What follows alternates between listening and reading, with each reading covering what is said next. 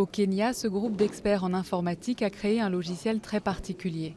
Ils espèrent qu'il sera utile pour l'élection présidentielle prévue en mars, car il doit permettre de recenser tous les foyers de violence. Lors de la précédente présidentielle, des émeutes post-électorales avaient secoué le pays, faisant plus de 1000 morts fin 2007 et début 2008.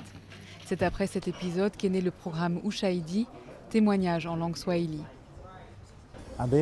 Le but de cette plateforme, c'est d'aider les Kenyans à avoir une élection libre, juste et crédible.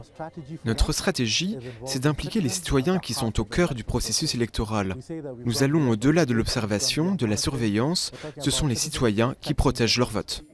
Le principe d'Ushahidi, c'est que les gens envoient des SMS, des mails et des tweets pour dire ce qui se passe là où ils se trouvent, ce qui permet la réalisation de cartes en temps réel.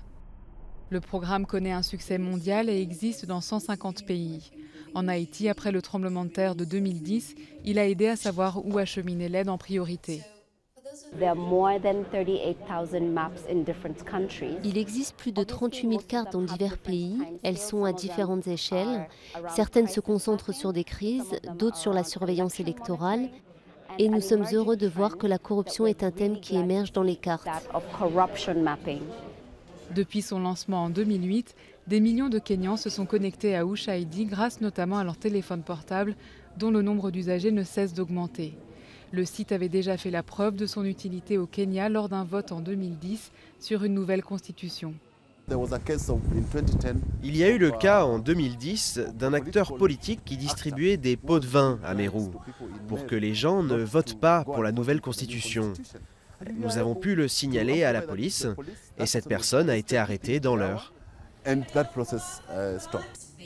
Ushahidi a servi dans le monde entier pour cartographier des inondations en Indonésie ou encore surveiller les cas de viol en Syrie.